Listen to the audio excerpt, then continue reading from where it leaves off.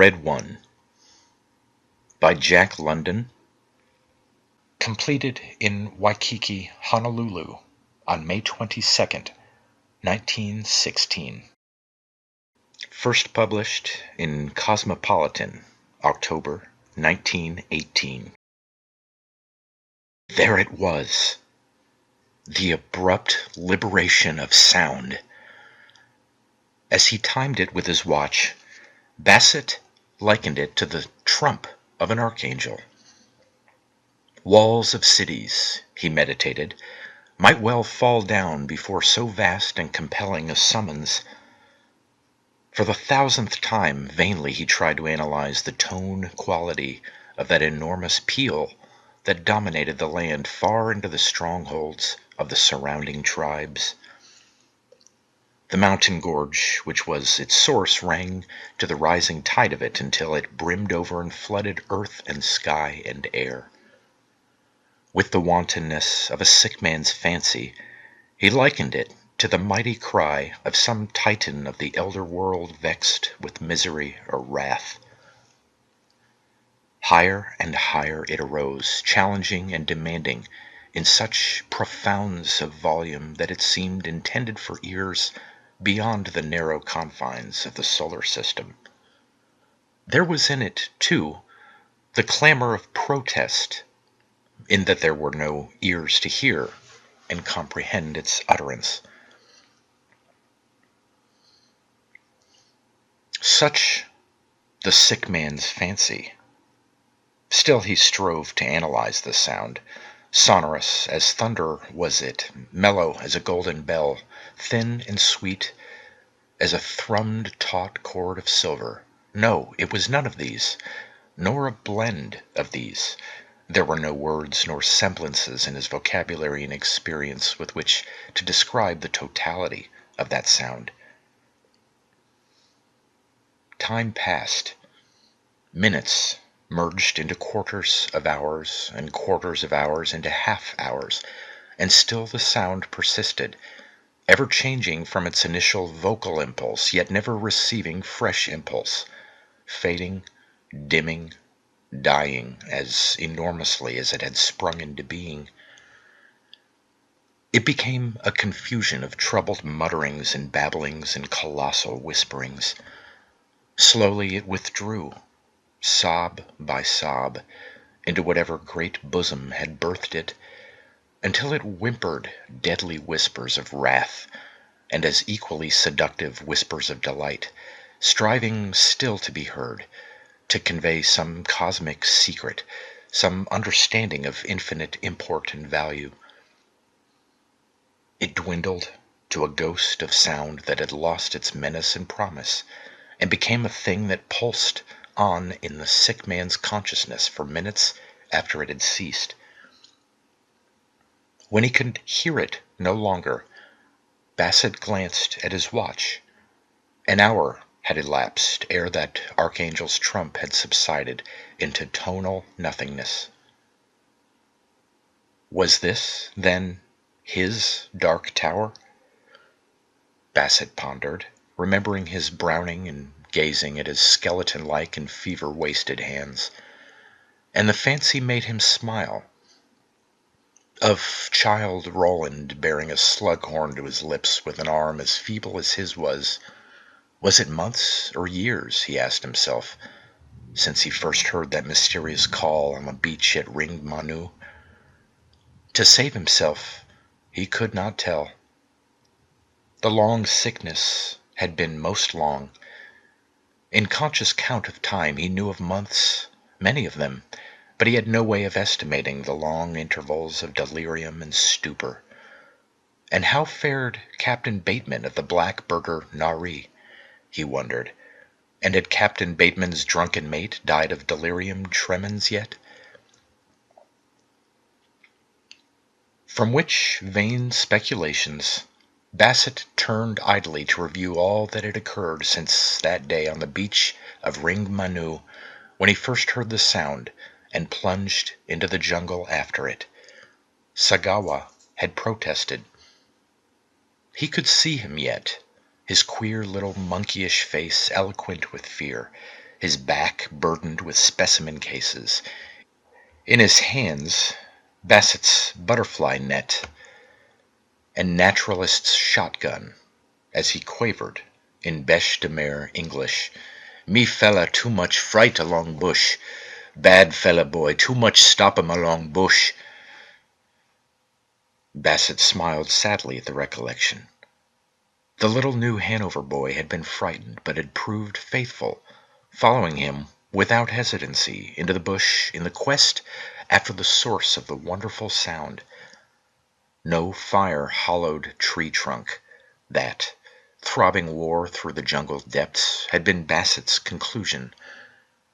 Erroneous had been his next conclusion, namely, that the source or cause could not be more distant than an hour's walk, and that he would easily be back by mid-afternoon to be picked up by the Nari's whale boat.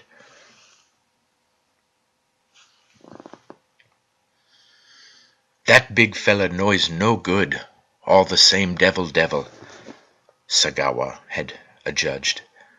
And Sagawa had been right. Had he not had his head hacked off within the day? Bassett shuddered. Without doubt, Sagawa had been eaten as well by the bad fella boys too much that stopped along the bush. He could see him, as he had last seen him, stripped of the shotgun and all the naturalist gear of his master, lying on the narrow trail where he had been decapitated barely the moment before. Yes, within a minute the thing had happened.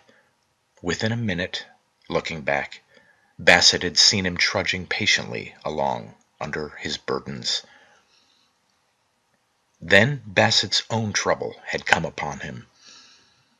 He looked at the cruelly healed stumps of the first and second fingers of his left hand, then rubbed them softly into the indentation in the back of his skull. Quick as had been the flash of the long-handled tomahawk, he had been quick enough to duck away his head and partially to deflect the stroke with his upflung hand. 2 fingers and a hasty scalp wound had been the price he paid for his life. With one barrel of his 10-gauge shotgun he had blown the life out of the bushman who had so nearly got him, and with the other barrel he had peppered the bushman bending over Sagawa, and had the pleasure of knowing that the major portion of the charge had gone into the one who leaped away with Sagawa's head. Everything had occurred in a flash. Only himself, the slain bushman, and what remained of Sagawa were in the narrow, wild pig run of a path. From the dark jungle on either side came no rustle of movement or sound of life, and he had suffered distinct and dreadful shock.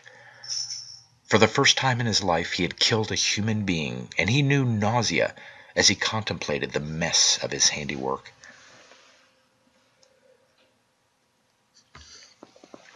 Then had begun the chase. He retreated up the pig run before his hunters, who were between him and the beach. How many there were he could not guess. There might have been 1 or 100 for aught he saw of them. That some of them took to the trees and traveled along through the jungle roof, he was certain, but at the most he never glimpsed more than an occasional flitting of shadows. No bowstrings twanged that he could hear, but every little while, whence discharged he knew not, tiny arrows whispered past him or struck tree boles and fluttered to the ground beside him. They were bone-tipped and feather-shafted, and the feathers, torn from the breasts of hummingbirds, iridesced like jewels. Once, and now, after the long lapse of time, he chuckled gleefully at the recollection. He had detected a shadow above him that came to instant rest as he turned his gaze upward. He could make out nothing, but, deciding to chance it, had fired at it a heavy charge of number 5 shot. Squalling like an infuriated cat, the shadow crashed down through tree ferns and orchids and thudded upon the earth at its feet, and still squalling its rage and pain, had sunk its human teeth into the ankle of his stout tramping boot. He, on the other hand, was not idle, and with his free foot had done what reduced the squalling to silence. So inured to savagery has Bassett since become that he chuckled again with the glee of the recollection. What a night had followed! Small wonder that he had accumulated such a virulence and variety of fevers, he thought, as he recalled that sleepless night of torment, when the throb of his wounds was as nothing compared with the myriad stings of the mosquitoes. There had been no escaping them, and he had not dared to light a fire. They had literally pumped his body full of poison, so that, with the coming of day, eyes swollen almost shut, he had stumbled blindly on, not caring much when his head should be hacked off and his carcass started on the way of Sagawa's to the cooking fire.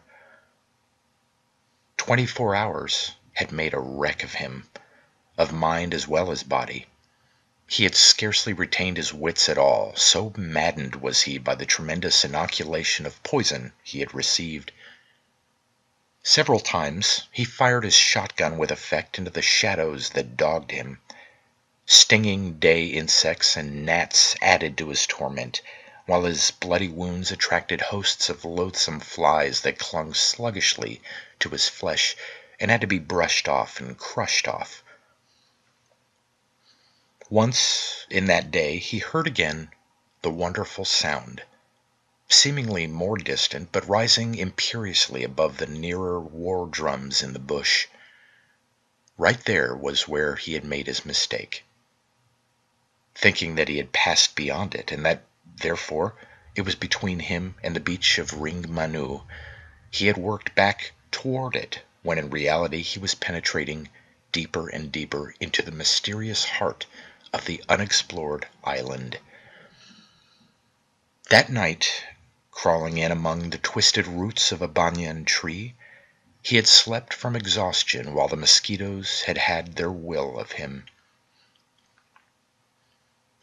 Followed days and nights that were vague as nightmares in his memory.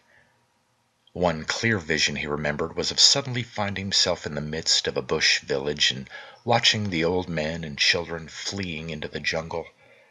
All had fled but one.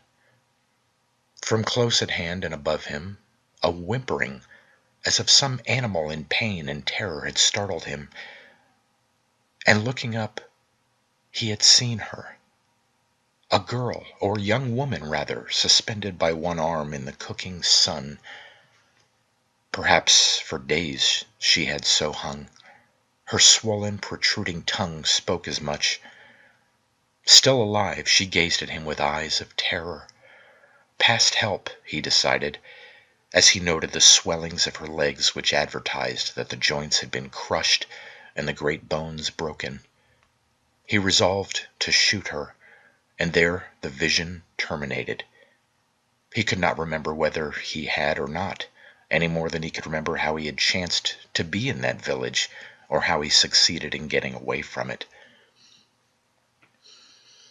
Many pictures, unrelated, came and went in Bassett's mind as he reviewed that period of his terrible wanderings. He remembered invading another village of a dozen houses and driving all before him with his shotgun, save for one old man, too feeble to flee, who spat at him and whined and snarled as he dug open a ground oven and from amid the hot stones dragged forth a roasted pig that steamed its essence deliciously through its green leaf wrappings. It was at this place that a wantonness of savagery had seized upon him. Having feasted, ready to depart with a hind quarter of the pig in his hand, he deliberately fired the grass thatch of a house with his burning glass. But seared deepest of all in Bassett's brain was the dank and noisome jungle. It actually stank with evil, and it was always twilight. Rarely did a shaft of sunlight penetrate its matted roof 100 feet overhead, and beneath that roof was an aerial ooze of vegetation, a monstrous parasitic dripping of decadent life forms that rooted in death and lived on death. And through all this, he drifted, ever pursued by the flitting shadows of the anthropophagi, themselves ghosts of evil that dared not face him in battle, but that knew that, soon or late, they would feed on him. Bassett remembered that at the time, in lucid moments, he had likened himself to a wounded bull pursued by plains coyotes too cowardly to battle with him for the meat of him, yet certain of the inevitable end of him when they would be full gorged. As the bull's horns and stamping hoofs kept off the coyotes, so his shotgun kept off these Solomon Islanders, these twilight shades of bushmen on the island of Guadalcanal. Came the day of the grasslands. Abruptly, as if cloven by the sword of God in the hand of God, the jungle terminated.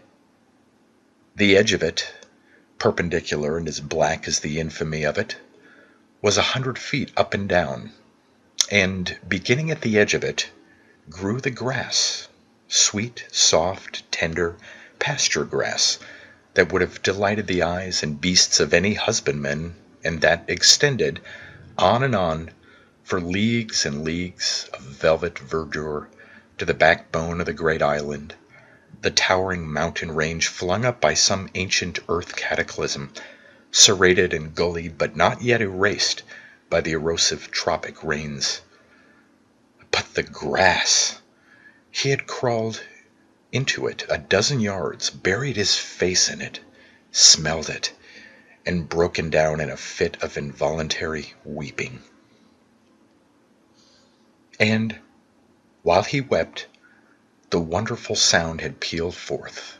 If by peal he had often thought since, an adequate description could be given of the enunciation of so vast a sound, melting sweet. Sweet it was, as no sound ever heard. Vast it was, of so mighty a resonance that it might have proceeded from some brazen-throated monster. And yet it called to him across that leagues-wide savannah, and was like a benediction to his long-suffering, pain-racked spirit. He remembered how he lay there in the grass, wet-cheeked but no longer sobbing, listening to the sound and wondering that he had been able to hear it on the beach of Ring Manu.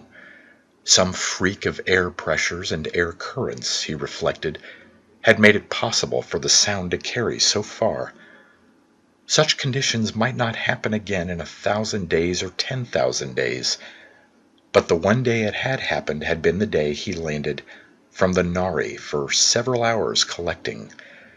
Especially had he been in quest of the famed jungle butterfly, a foot across from wingtip to wingtip, as velvet dusky of lack of color as was the gloom of the roof of such lofty arboreal habits that it resorted only to the jungle roof and could be brought down only by a dose of shot.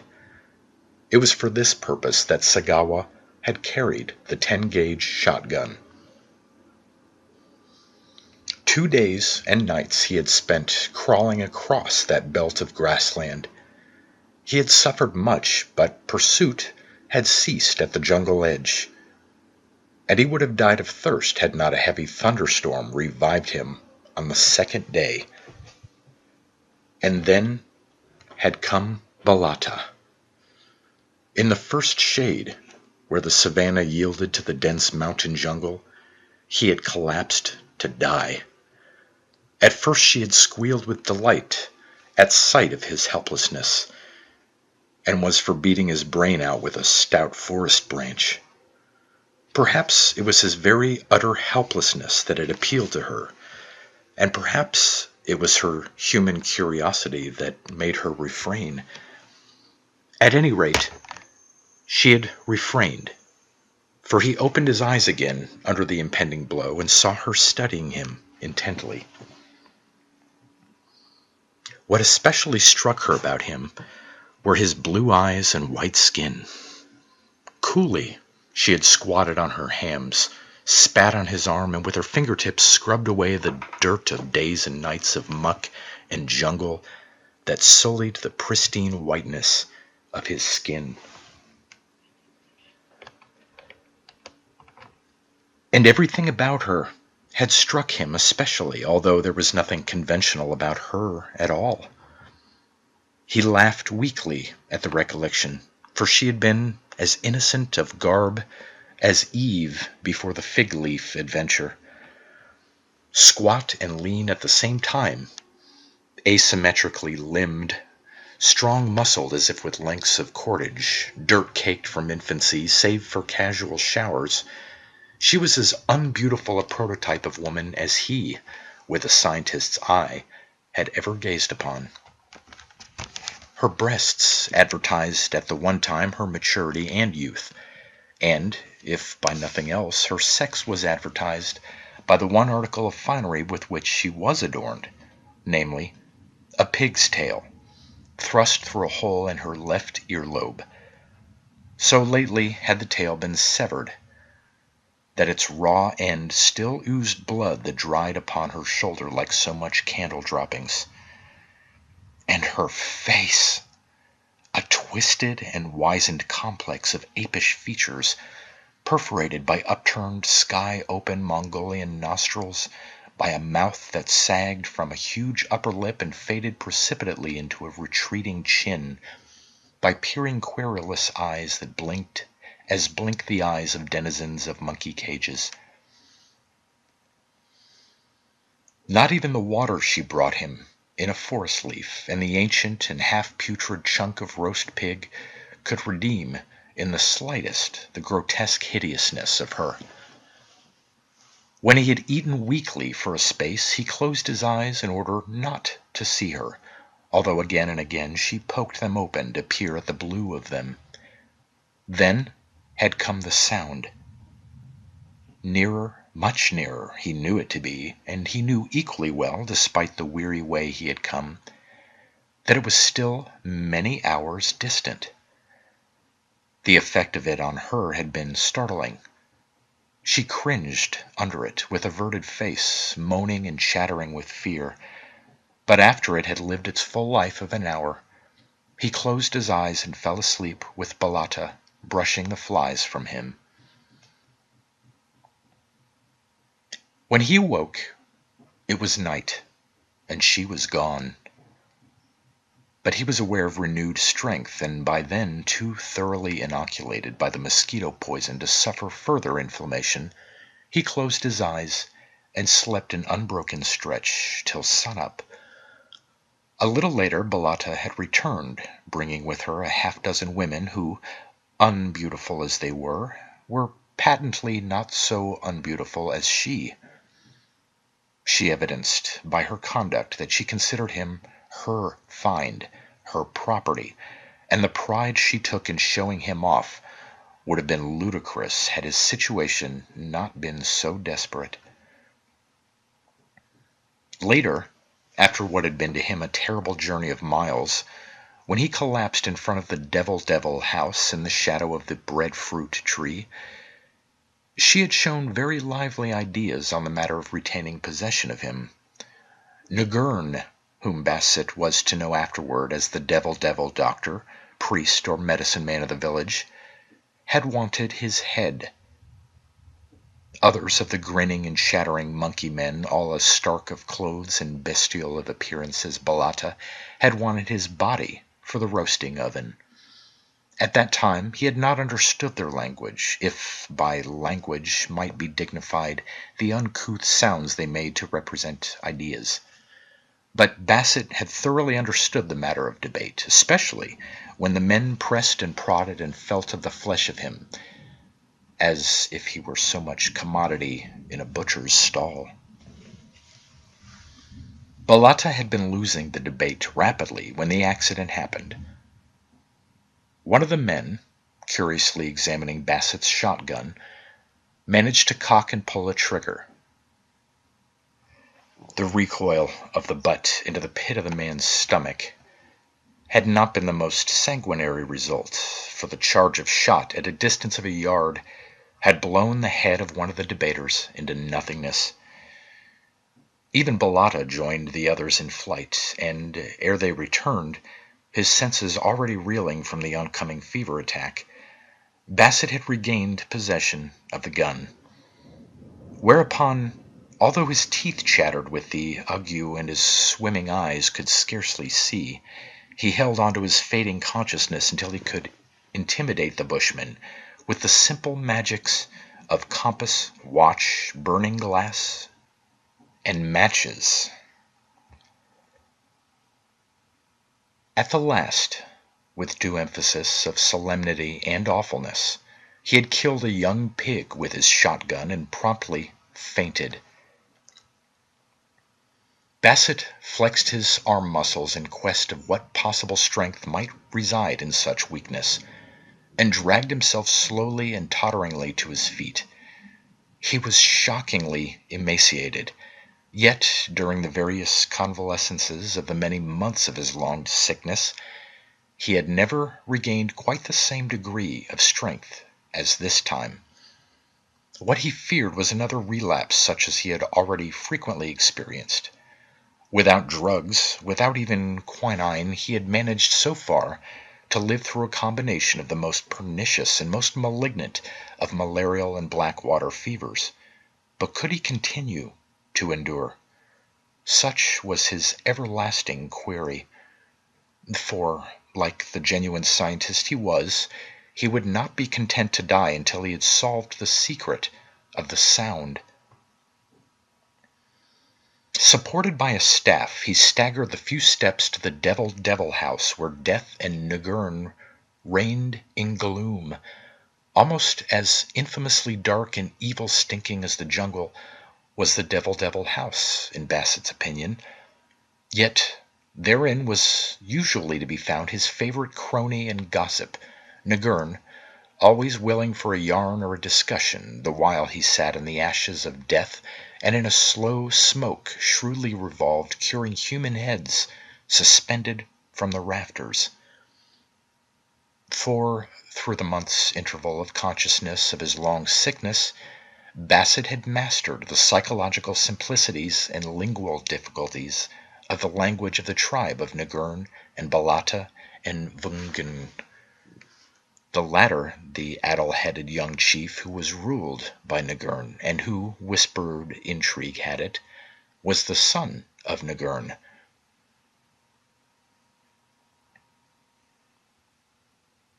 "Will the Red One speak today?" Bassett asked, by this time so accustomed to the old man's gruesome occupation as to take even an interest in the progress of the smoke curing. With the eye of an expert, Nagurn examined the particular head he was at work upon. "It will be 10 days before I can say finish," he said. "Never has any man fixed heads like these." Bassett smiled inwardly at the old fellow's reluctance to talk with him of the Red One. It had always been so. Never by any chance had Nagurn or any other member of the weird tribe divulged the slightest hint of any physical characteristic of the Red One. Physical the Red One must be to emit the wonderful sound, and though it was called the Red One, Bassett could not be sure that red represented the color of it. Red enough were the deeds and powers of it, from what abstract clues he had gleaned. Not alone, had Nagurn informed him, was the Red One more bestial powerful than the neighbor tribal gods, ever athirst for the red blood of living human sacrifices. But the neighbor gods themselves were sacrificed and tormented before him. He was the god of a dozen allied villages similar to this one, which was the central and commanding village of the Federation. By virtue of the Red One, many alien villages had been devastated and even wiped out, the prisoners sacrificed to the Red One. This was true today, and it extended back into old history carried down by word of mouth through the generations.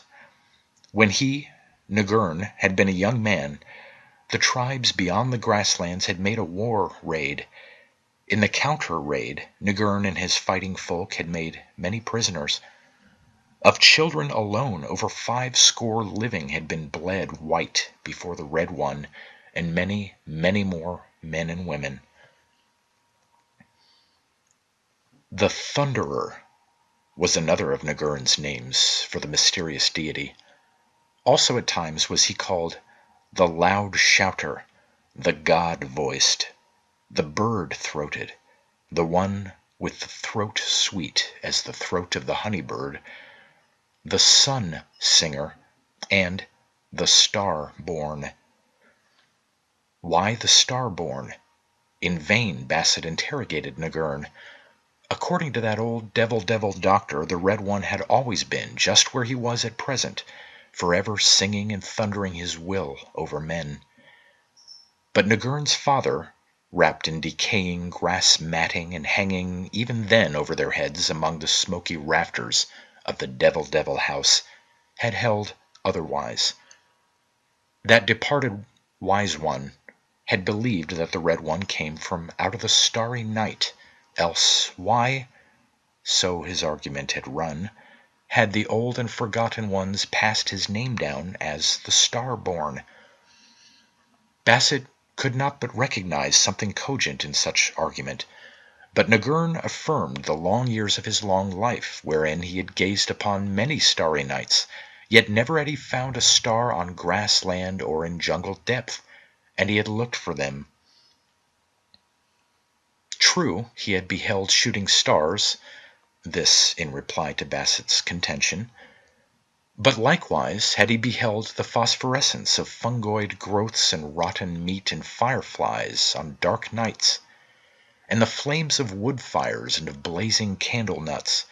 Yet what were flame and blaze and glow when they had flamed and blazed and glowed? Answer: memories. Memories only, of things which had ceased to be, like memories of matings accomplished, of feasts forgotten, of desires that were the ghosts of desires, flaring, flaming, burning, yet unrealized in achievement of easement and satisfaction. Where was the appetite of yesterday, the roasted flesh of the wild pig the hunter's arrow failed to slay, the maid unwed and dead ere the young man knew her? A memory was not a star, was Nagurn's contention. How could a memory be a star? Further, after all his long life, he still observed the starry night sky unaltered.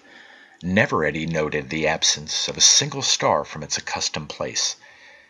Besides, stars were fire, and the Red One was not fire, which last involuntary betrayal told Basset nothing. "Will the Red One speak tomorrow?" he queried. Nagurn shrugged his shoulders, as who should say. "And the day after, and the day after that?" Basset persisted. "I would like to have the curing of your head." Nagurn changed the subject. "It is different from any other head. No devil has a head like it. Besides, I would cure it well. I would take months and months. The moons would come and the moons would go, and the smoke would be very slow, and I should myself gather the materials for the curing smoke. The skin would not wrinkle. It would be as smooth as your skin now." He stood up, and from the dim rafters, grimed with the smoking of countless heads where day was no more than a gloom, took down a matting-wrapped parcel and began to open it. "It is a head like yours," he said, "but it is poorly cured." Basset had pricked up his ears at the suggestion that it was a white man's head, for he had long since come to accept that these jungle dwellers in the midmost center of the great island had never had intercourse with white men. Certainly he had found them without the almost universal bêche de mer English of the West-South Pacific, nor had they knowledge of tobacco, nor of gunpowder.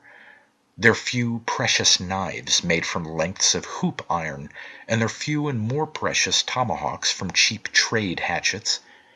He had surmised they had captured in war from the bushmen of the jungle beyond the grasslands, and that they, in turn, had similarly gained them from the saltwater men who fringed the coral beaches of the shore and had contact with the occasional white men.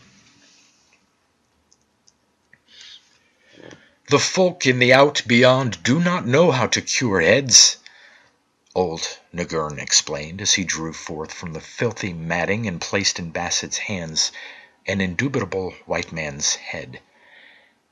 Ancient it was, beyond question, while it was as the blonde hair attested. He could have sworn it once belonged to an Englishman, and to an Englishman of long before, by token of the heavy gold circlets still threaded in the withered earlobes. "Now, your head," the Devil Doctor began on his favorite topic.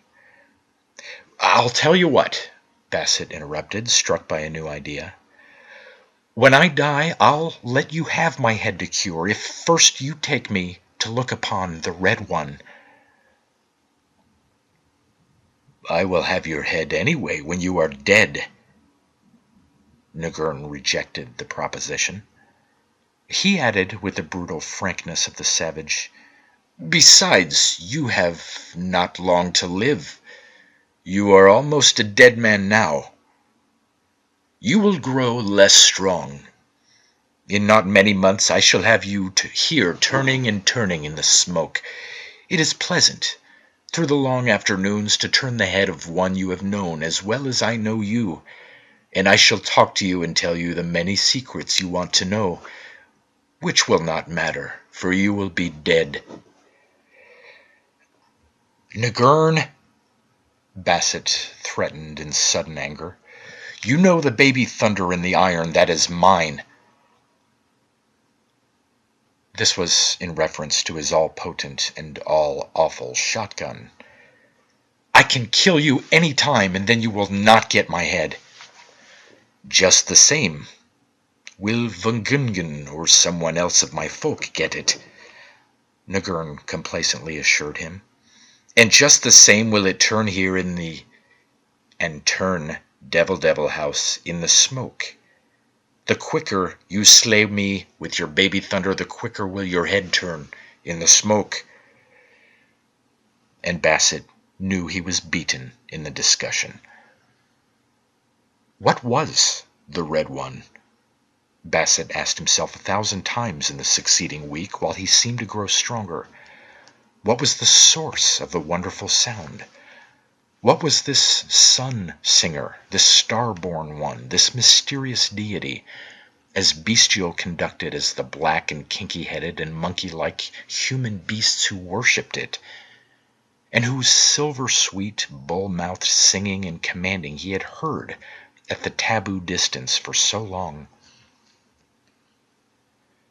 Nagurn had he failed to bribe with the inevitable curing of his head when he was dead.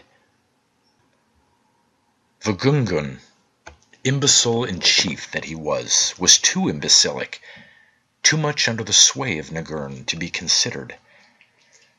Remained Balata, who from the time she found him and poked his blue eyes open to recrudescence of her grotesque female hideousness, had continued his adorer. Woman she was, and he had long known that the only way to win from her treason of her tribe was through the woman's heart of her. Bassett was a fastidious man. He had never recovered from the initial horror caused by Balata's female awfulness. Back in England, even at best the charm of woman, to him, had never been robust. Yet now, resolutely, as only a man can do who is capable of martyring himself for the cause of science, he proceeded to violate all the fineness and delicacy of his nature by making love to the unthinkably disgusting bushwoman. He shuddered, but with averted face hid his grimaces and swallowed his gorge as he put his arm around her dirt-crusted shoulders and felt the contact of her rancid, oily, and kinky hair with his neck and chin. But he nearly screamed when she succumbed to that caress. So at the very first of the courtship, and moaned and gibbered and squealed a little, queer, pig-like, gurgling noises of delight. It was too much. And the next he did in this singular courtship was to take her down to the stream and give her a vigorous scrubbing. From then on, he devoted himself to her like a true swain, as frequently and for as long at a time as his will could override his repugnance. But marriage, which she ardently suggested, with due observance of tribal custom, he balked at. Fortunately, taboo rule was strong in the tribe. Thus Nugurn could never touch bone or flesh or hide of crocodile. This had been ordained at his birth. The Gungun was denied ever the touch of woman. Such pollution, did it chance to occur, could be purged only by the death of the offending female. It had happened once since Bassett's arrival, when a girl of 9, running in play, stumbled and fell against the sacred sheaf, and the girl-child was seen no more. In whispers, Bellata told Bassett that she had been 3 days and nights in dying before the Red One. As for Bellata, the breadfruit was taboo to her, for which Bassett was thankful. The taboo might have been water. For himself, he fabricated a special taboo. Only could he marry, he explained, when the Southern Cross rode highest in the sky.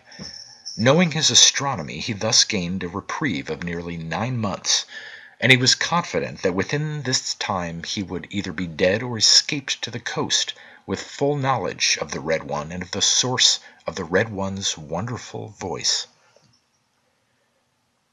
At first he had fancied the Red One to be some colossal statue like Memnon, rendered vocal under certain temperature conditions of sunlight.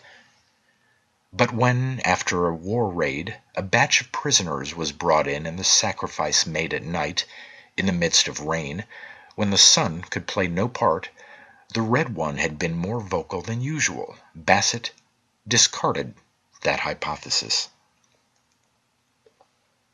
In company with Bellata, sometimes with men and parties of women, the freedom of the jungle was his for 3 quadrants of the compass. But the 4th quadrant, which contained the Red One's abiding place, was taboo. He made more thorough love to Bellata, also saw to it that she scrubbed herself more frequently. Eternal female she was, capable of any treason for the sake of love. And, though the sight of her was provocative of nausea and the contact of her provocative of despair, although he could not escape her awfulness in his dream-haunted nightmares of her, he nevertheless was aware of the cosmic verity of sex that animated her and that made her own life of less value than the happiness of her lover with whom she hoped to mate. Juliet or Bellata? Where was the intrinsic difference? The soft and tender product of ultra-civilization, or her bestial prototype of 100,000 years before her? There was no difference. Bassett was a scientist first, a humanist afterward. In the jungle heart of Guadalcanal, he put the affair to the test, as in a laboratory he would have to put the test any chemical reaction. He increased his feigned ardor for the bushwoman, at the same time increasing the imperiousness of his will of desire over her, to be led to look upon the Red One face to face. It was the old story, he recognized, that the woman must pay, and it occurred when the 2 of them one day were catching the unclassified and unnamed little blackfish, an inch long, half eel and half scaled, rotund with salmon golden roe, that frequented the fresh water, and that were esteemed, raw and whole, fresh or putrid, a perfect delicacy. Prone in the muck of the decaying jungle floor, Balata threw herself, clutching his ankles with her hands, kissing his feet and making slubbery noises that chilled his backbone up and down again. She begged him to kill her rather than exact this ultimate love payment. She told him of the penalty of breaking the taboo of the Red One, a week of torture, living, the details of which she yammered out from her face in the mire until he realized that he was yet a tyro in knowledge of the frightfulness the human was capable of wreaking on the human. Yet did Bassett insist on having his man's will satisfied at the woman's risk, that he might solve the mystery of the Red One's singing, though she should die long and horribly and screaming. And Balata, being mere woman, yielded. She led him into the forbidden quadrant, an abrupt mountain shouldering in from the north to meet a similar intrusion from the south, tormented the stream in which they had fished into a deep and gloomy gorge. After a mile along the gorge, the way plunged sharply upward until they crossed a saddle of raw limestone which attracted his geologist's eye. Still climbing, although he paused often from sheer physical weakness, they scaled forest-clad heights until they emerged on a naked mesa, or tableland. Bassett recognized the stuff of its composition as black volcanic sand, and knew that a pocket magnet could have captured a full load of the sharply angular grains he trod upon. And then, holding Balata by the hand and leading her onward, he came to it, a tremendous pit, obviously artificial in the heart of the plateau.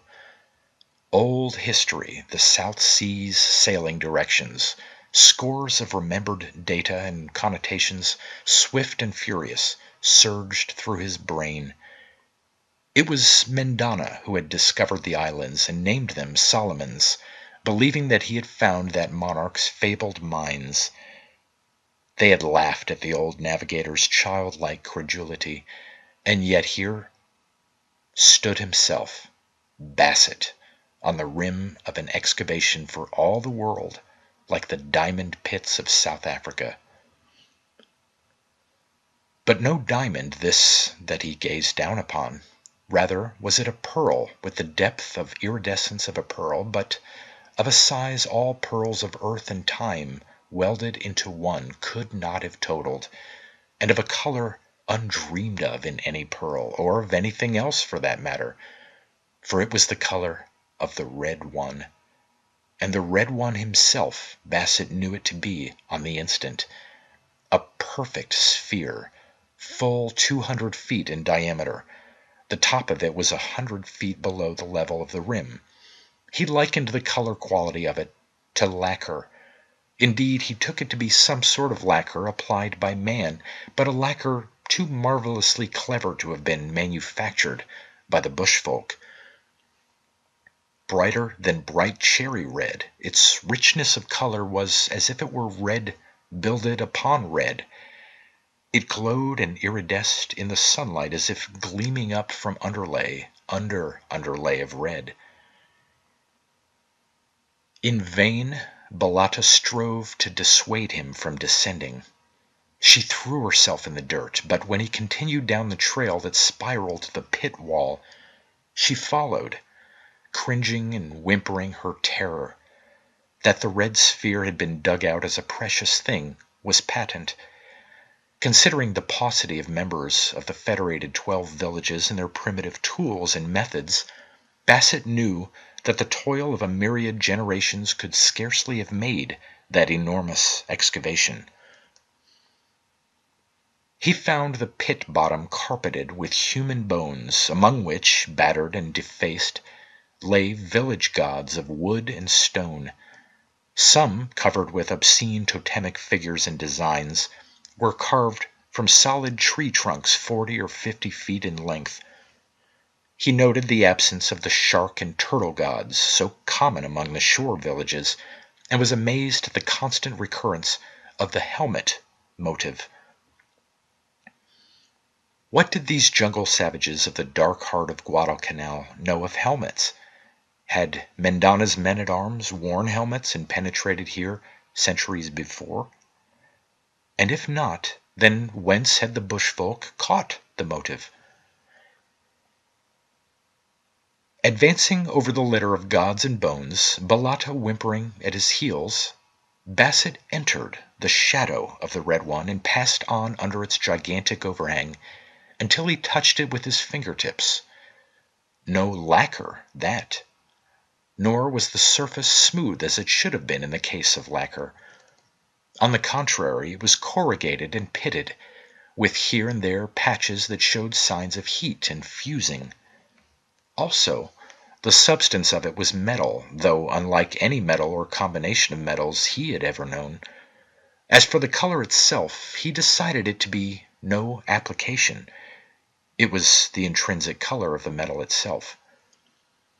He moved his fingertips, which up to that had merely rested along the surface, and felt the whole gigantic sphere quicken and live and respond. It was incredible. So light a touch on so vast a mass, yet did it quiver under the fingertip caress in rhythmic vibrations that became whisperings and rustlings and mutterings of sound, but of sound so different, so elusively thin that it was shimmeringly sibilant, so mellow that it was maddening sweet, piping like an elfin horn, which last was just what Basset decided would be like a peal from some bell of the gods, reaching earthward from across space. He looked at Balata with swift questioning, but the voice of the Red One he had evoked had flung her face downward and moaning among the bones. He returned to contemplation of the prodigy. Hollow it was, and of no metal known on earth, was his conclusion. It was right named by the ones of old time as the Star-born. Only from the stars could it have come, and no thing of chance was it. It was a creation of artifice and mind. Such perfection of form, such hollowness that it certainly possessed, could not be the result of mere fortuitousness. A child of intelligences remote and unguessable, working corporeally in metals, it indubitably was. He stared at it in amaze, his brain a racing wildfire of hypotheses to account for this far journeyer who had adventured the night of space, threaded the stars, and now rose before him and above him, exhumed by patient anthropophagi, pitted and lacquered by its fiery bath in 2 atmospheres. But was the color of a lacquer of heat upon some familiar metal? Or was it an intrinsic quality of the metal itself? He thrust in the blue point of his pocket-knife to test the constitution of the stuff. Instantly the entire sphere burst into a mighty whispering, sharp with protest, almost twanging goldenly, if a whisper could possibly be considered to twang, rising higher, sinking deeper, the 2 extremes of the registry of sound threatening to complete the circle and coalesce into the bull-mouthed thundering he had so often heard beyond the taboo distance. Forgetful of safety, of his own life itself, entranced by the wonder of the unthinkable and unguessable thing, he raised his knife to strike heavily from a long stroke, but was prevented by Balata. She upreared on her own knees in an agony of terror, clasping his knees and supplicating him to desist. In the intensity of her desire to impress him, she put her forearm between her teeth and sank them to the bone. He scarcely observed her act, although he yielded automatically to his gentler instincts and withheld the knife hack. To him, human life had dwarfed to microscopic proportions before this colossal portent of higher life from within the distances of the sidereal universe.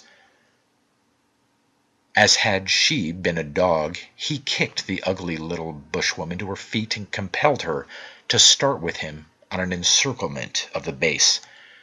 Part way around, he encountered horrors. Even among the others did he recognize the sun-shriveled remnant of the 9 years girl who had accidentally broken Chief Vagungun's personality taboo.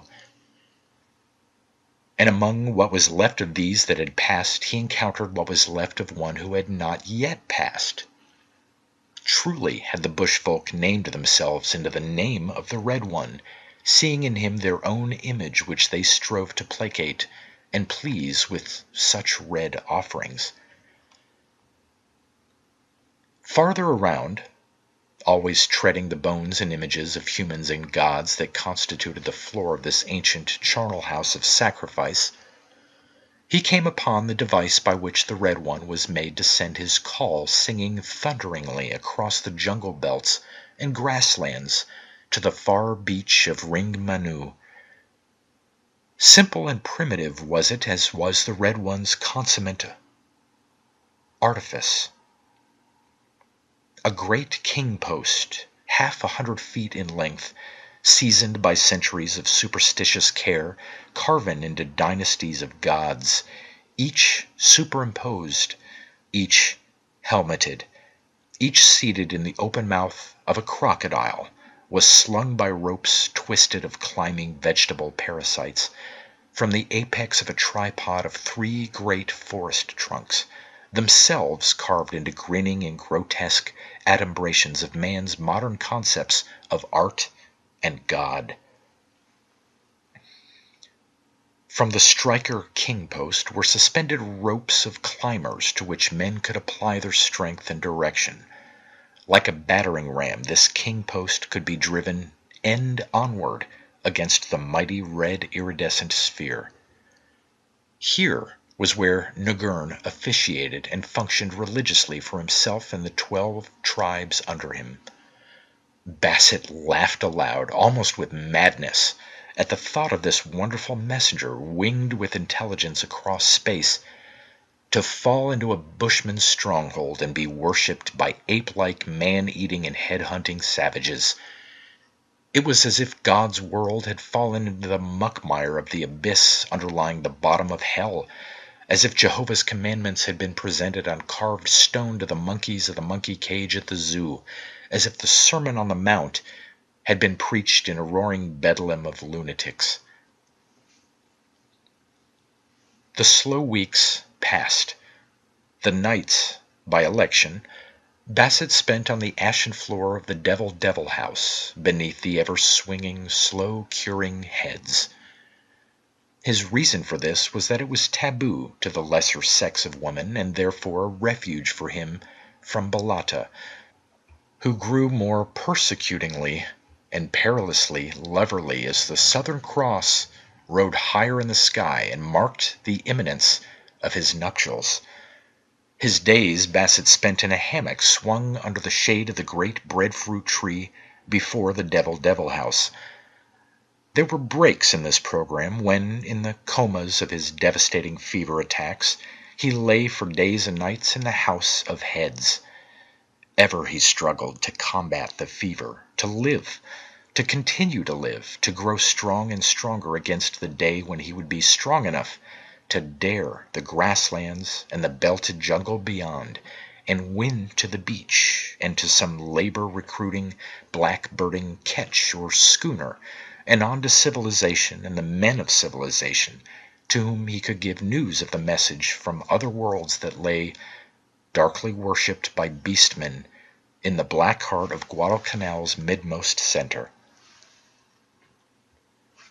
On the other nights, lying late under the breadfruit tree, Basset spent long hours watching the slow setting of the western stars beyond the black wall of jungle, where it had been thrust back by the clearing for the village. Possessed of more than a cursory knowledge of astronomy, he took a sick man's pleasure in speculating as to the dwellers of the unseen worlds of those incredibly remote suns, to haunt whose houses of light life came forth, a shy visitant from the rayless crypts of matter, He could no more apprehend limits to time than bounds to space. No subversive radium speculations had shaken his steady scientific faith in the conservation of energy and the indestructibility of matter. Always and forever must there have been stars, and surely in that cosmic ferment all must be comparatively alike, comparatively of the same substance or substances, save for the freaks of the ferment. All must obey or compose the same laws that ran without infraction through the entire experience of man. Therefore, he argued and agreed, must worlds and life be appanages to all the suns as they were appanages to the particular of his own solar system. Even as he lay here, under the breadfruit tree, an intelligence that stared across the starry gulfs, so must all the universe be exposed to the ceaseless scrutiny of innumerable eyes like his, though grantedly different, with behind them, by the same token, intelligences that questioned and sought the meaning and the construction of the whole. So reasoning, he felt his soul go forth in kinship with that august company, that multitude whose gaze was forever upon the arras of infinity. Who were they? What were they? Those far distant and superior ones who had bridged the sky with their gigantic, red, iridescent, heaven-singing message. Surely, and long since, had they, too, trod the path on which man had so recently, by the calendar of the cosmos, set his feet. And to be able to send a message across the pit of space, surely they had reached those heights to which man, in tears and travail and bloody sweat, in darkness and confusion of many counsels, was so slowly struggling. And what were they on their heights? Had they won brotherhood, or had they learned that the law of love imposed the penalty of weakness and decay? Was strife life? Was the rule of all the universe the pitiless rule of natural selection? And most immediately and poignantly, were their far conclusions, their long-won wisdoms, shut even then in the huge metallic heart of the Red One, waiting for the first Earthman to read? Of one thing he was certain. No drop of red dew shaken from the lion mane of some sun in torment was the sounding sphere. It was of design, not chance, and it continued the speech and wisdom of the stars. What engines and elements and mastered forces, what lore and mysteries and destiny controls might be there? Undoubtedly, since so much could be enclosed in so little a thing as the foundation stone of a public building, this enormous sphere should contain vast histories, profounds of research achieved beyond man's wildest guesses, laws and formulae that, easily mastered, would make man's life on earth, individual and collective, spring up from its present mire to inconceivable heights of purity and power. It was time's greatest gift to blindfold, insatiable and sky-aspiring man. And to him, Bassett, had been vouchsafed the lordly fortune to be the first to receive this message from man's interstellar kin. No white man, much less no outland man of the other bush tribes, had gazed upon the Red One and lived. Such the law expounded by Nagurn to Bassett. There was such a thing as blood brotherhood. Bassett, in return, had often argued in the past, but Nagurn had stated solemnly no. Even the blood brotherhood was outside the favor of the Red One. Only a man born within the tribe could look upon the Red One and live. But now, his guilty secret known only to Balata, whose fear of immolation before the Red One fast sealed her lips, the situation was different. What he had to do was to recover from the abominable fevers that weakened him, and gain to civilization. Then would he lead an expedition back, and, although the entire population of Guadalcanal he destroyed, extract from the heart of the Red One the message of the world from other worlds. But Bassett's relapses grew more frequent, his brief convalescences less and less vigorous, his periods of coma longer, until he came to know, beyond the last promptings of the optimism inherent in so tremendous a constitution as his own, that he would never live to cross the grasslands, perforate the perilous coast jungle, and reach the sea.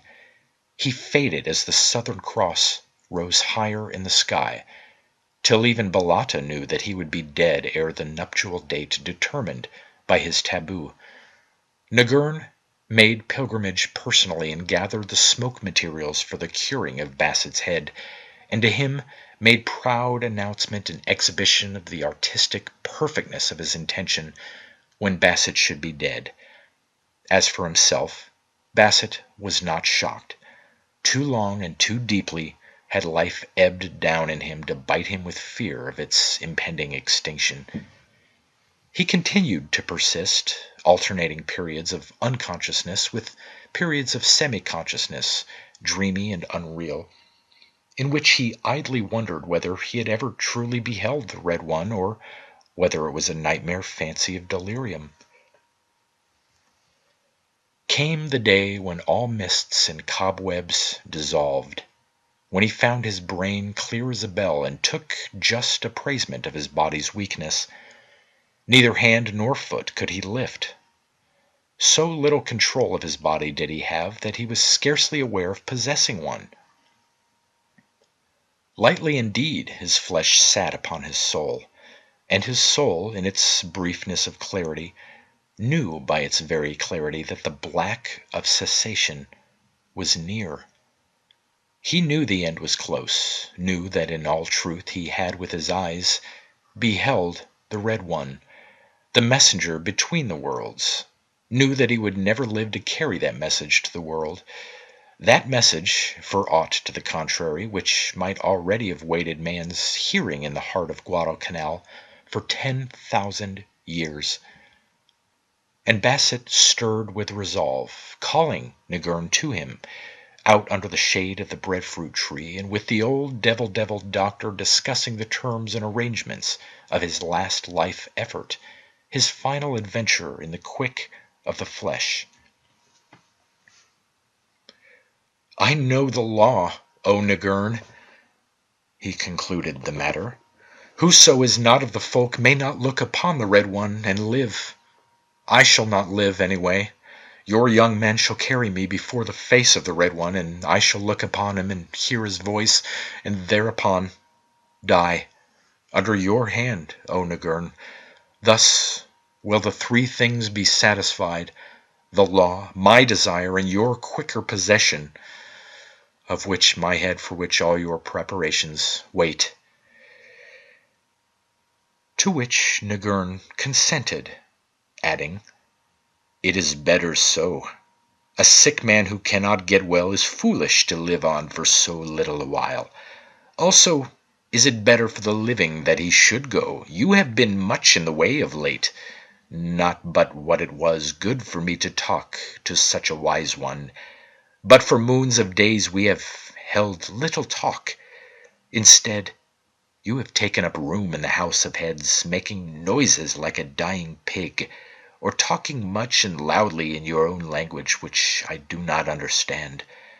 This has been a confusion to me, for I like to think on the great things of the light and dark as I turn the heads in the smoke. Your much noise has thus been a disturbance to the long learning and hatching of the final wisdom that will be mine before I die. As for you, upon whom the dark has already brooded, it is well that you die now. And I promise you in the long days to come, when I turn your head in the smoke, no man of the tribe shall come in to disturb us. And I will tell you many secrets, for I am an old man and very wise, and I shall be adding wisdom to wisdom as I turn your head in the smoke." So a litter was made and borne on the shoulders of half a dozen of the men. Basset departed on the last little adventure that was to cap the total adventure, for him, of living, with a body of which he was scarcely aware, for even the pain had been exhausted out of it, and with a bright, clear brain that accommodated him to a quiet ecstasy of sheer lucidness of thought.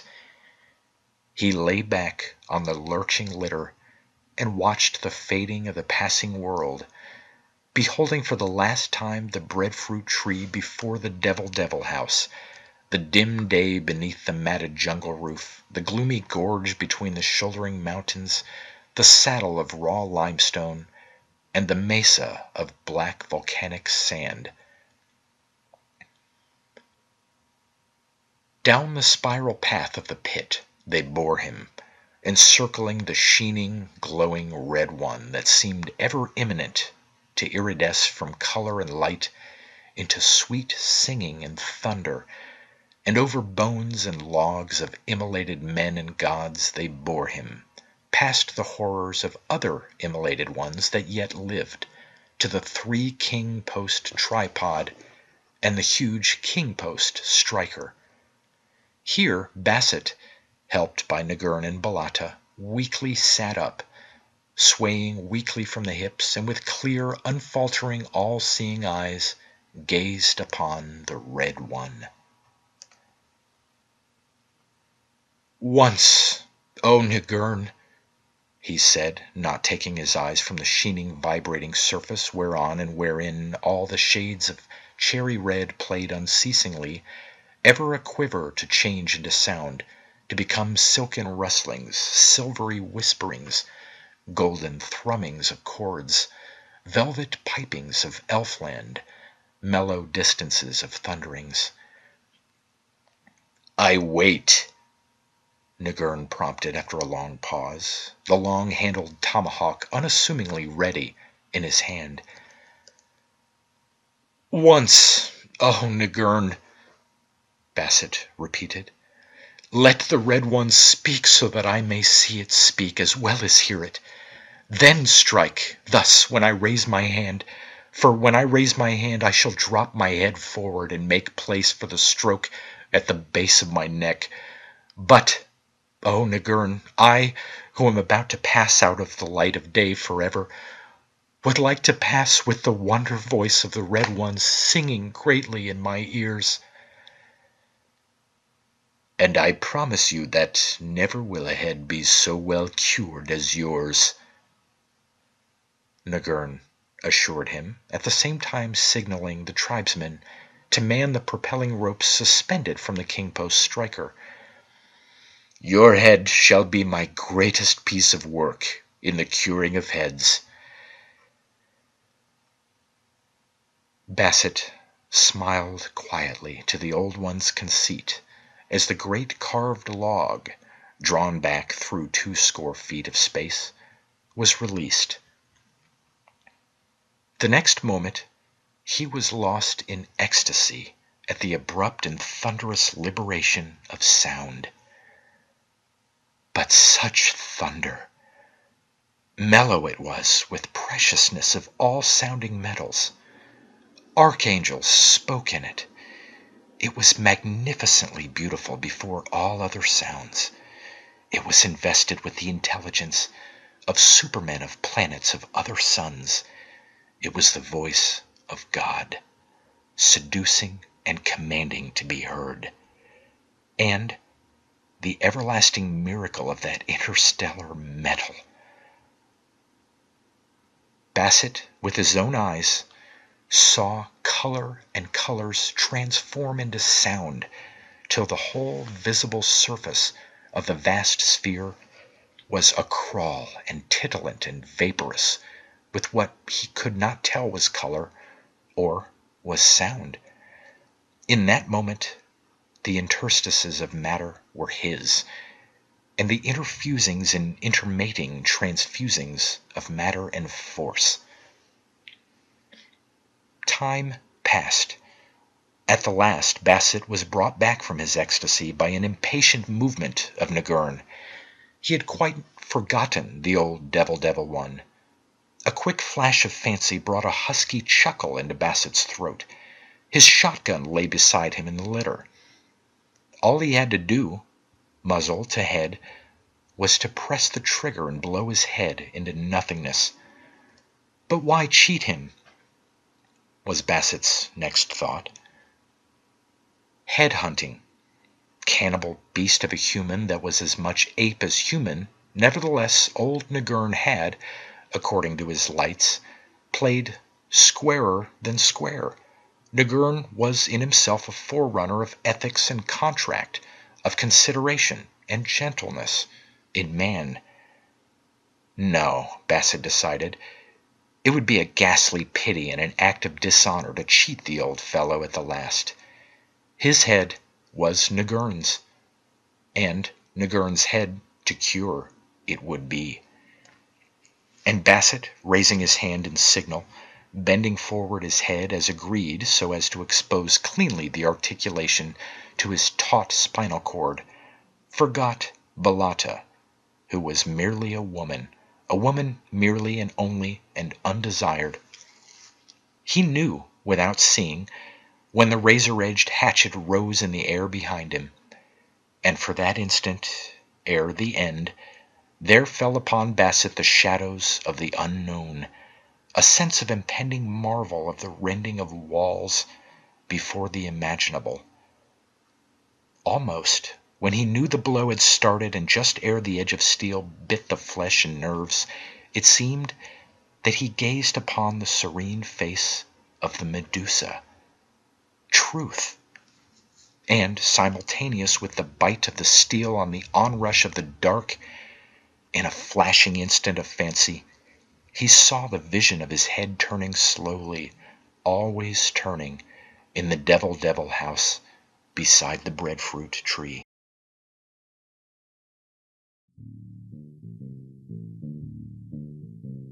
You've been listening to pre-1990s speculative fiction readings with a highlight on science fiction by Darrell T. Smith II.